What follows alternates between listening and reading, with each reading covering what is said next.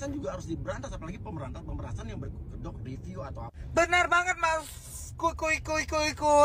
Nah kalau itu aku sependapat dengan Mas Kuy ya, harus setuju. Kenapa? Karena kalau misalnya ada pemerasan itu harus diberantas. Tapi kita coba lihat ke belakang Mas Kuy, bagaimana dengan mafia skincare?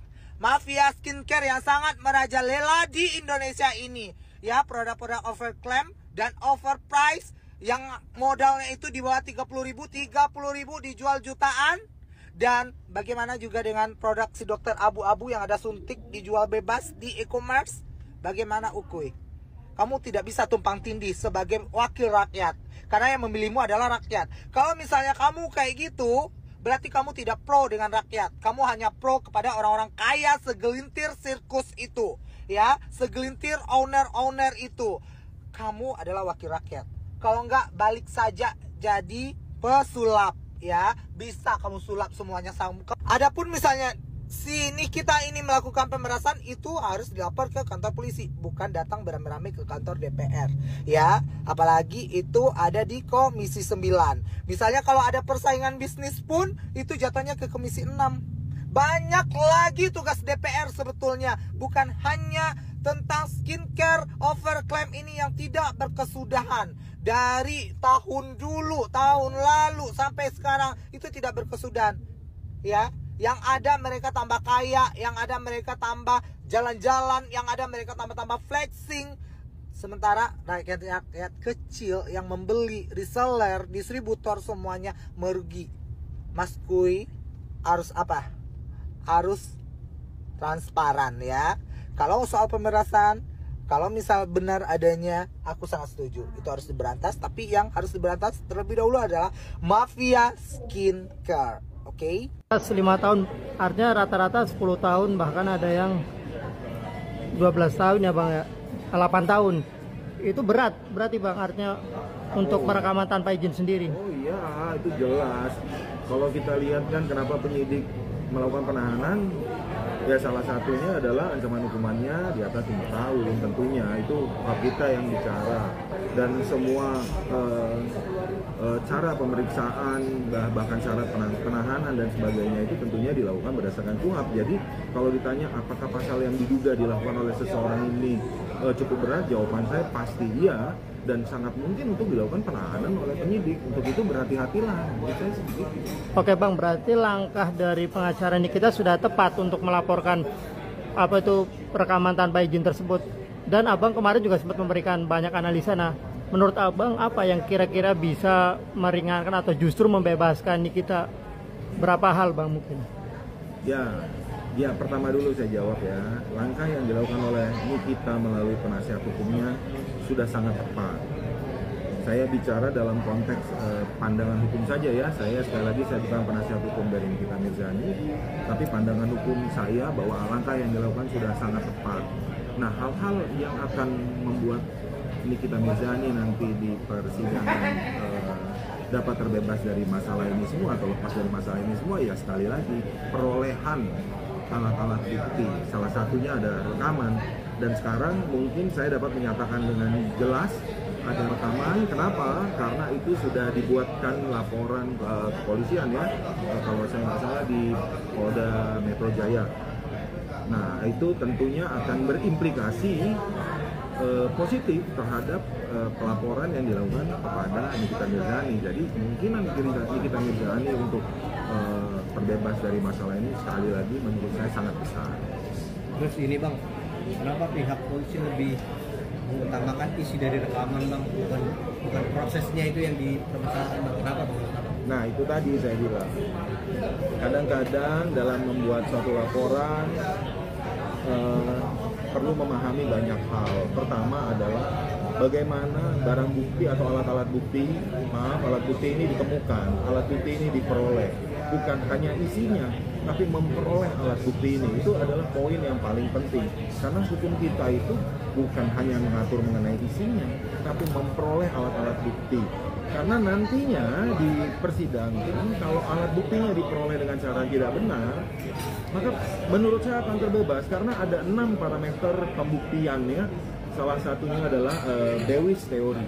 Dewey's Theory itu salah satu yang dalam mencari alat bukti bukan hanya isinya yang diperlukan, tapi bagaimana memperoleh alat-alat bukti ini. Itu pandangan saya.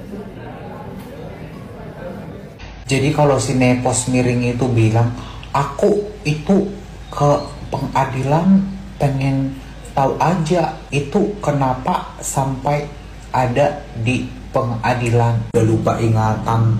Kemarin kau yang bikin story, kau mengatakan kalau si Warawiri itu pahlawan, bela kebenaran, tidak mau disuap. Sekarang kau bilang, kenapa ya Transformer itu bisa menjadi tersangka? Lucu kau, mau emosi aku udah nenek-nenek ya kan? Bokir, kayak doktif dong. Kamu ini cowok apa cewek sih? Sama masa datang ke tempatnya Sahrul, sidangnya Sahrul. Ini apa namanya, sidangnya Sahrul pakai bawa bapake. Kau sama bawa bapake kayak doktif aja sendiri. Ih, Bokir. Jadi mereka sekarang lagi sidang guys. Jadi si Bokir ini kemungkinan akan menjadi saksi yang meringankan si Sahrul. Ya, jadi dokter bilang ini sebenarnya lucu sih skincare ini. Jadi memang mau nggak mau, suka atau tidak suka, ternyata akan ada dua kubu. Ya, yang sebenarnya dokter ini bukan kubu-kubuan, ya, dokter ini musuh dari si penista agama, siapapun. Tapi dalam kasus ini adalah si Sahrul, ya. Dalam kasus ini adalah si Sahrul. Oke. Jelas dapat duit ya. Iyalah. Lumayan lah ya. Lumayan lah. Doktif nggak perlu bahas kali ya, nggak perlu bahas. Oke. Nanti nggak perlu bahas.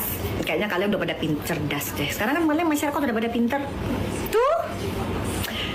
Kan seneng doktif liatnya. Tapi kenapa harus sama lawyernya sih? Kenapa nggak berani sendirian?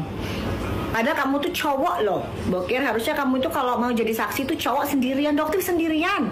Coba terbang dari Mekah, ya, dari Mekah langsung ke Jakarta, dari Jakarta ke Surabaya, Surabaya ke Malang, itu doktif sendirian. Oke, tapi kalau dari Surabaya, dari Jakarta ke Malang memang ada kawalan sih, ada pengawal ya satu, tapi itu staf doktif dan itu pun cewek, ya. Kalau doktif mah tandang ke gelanggang meski seorang diri. Itu doktif, nggak perlu takut. Gitu. Iya ya pakai nunduk. Kalau doktif mah begini. Ape lu Srul, ape lu Rul, sini Rulul. Siapa lagi nanti abis gitu? Si hewan pemakan bambu tuh sini. Terus si ular juga sini ular. Hadepin sini giliran ini. Kan kamu bilang sekalian guys jangan percaya ya kalau di medsos itu seolah garang. Doktif nanti bakalan garang ya di sidangnya kamu ular. Sidangnya pemakan bambu ya gitu. Kenapa kok dokter nggak mau garang di situ, ngabisin energi ya menghadapi para marga satwa pada saat persekusi? Itu ngabisin energi guys, nggak penting, terus nggak ada hasilnya ya kan. Kalau dokter perang di persidangan, nah itu ada hasilnya. Sama seperti pada saat dokter RDP rapat dengar pendapat di komisi 6. Apa hasilnya? Ada ketoknya, ketok palunya, menghasilkan apa? BPKN, Badan Perlindungan Konsumen, akhirnya mendapatkan payung hukum. Jadi kalau kita itu bicara itu ada manfaatnya, ada faedahnya, bukan asal keluar-keluar kayak kalian itu, ya nggak? Nah nanti pada saat di persidangan kasus persekusinya doktif, nah itu doktif garang. Doktif mau lihat, kalau bisa live ya guys ya persidangannya ya. Doktif maunya persidangannya terbuka, jadi bisa dilihat oleh masyarakat umum. Ya, tapi kalian sabar guys, karena prosesnya panjang. Apalagi nanti kalau di bulan Mei, misalnya nanti mereka nggak kooperatif itu dalam arti mereka mundur-mundur guys dipanggilnya. Ya, jadi misal mereka harus datang nih di hari Senin panggilannya mereka, ternyata mereka mundur. Ya, habis itu nanti yang lain-lainnya mundur lagi. Karena banyak ya guys, saksi yang dipanggil tuh banyak banget. Jadi segerombolan yang kemarin yang persekusi doktif tuh bakalan dilaporkan semua, sudah dilaporkan sih. Jadi akan dipanggil semua. Dipanggil kembali, ya.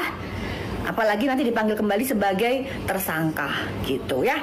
Jadi nanti kita akan berperang di persidangan, hadapin Doktif di situ. Nah, secara logika, jika sejak awal yakin itu adalah tindak kejahatan seperti dugaan pemerasan, kenapa tetap ada negosiasi hingga transaksi?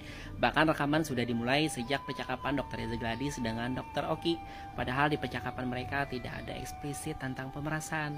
Saya sepakat ya bahwa merekam diam-diam untuk membuktikan tindak kejahatan itu mungkin dalam konteks tertentu sah ya.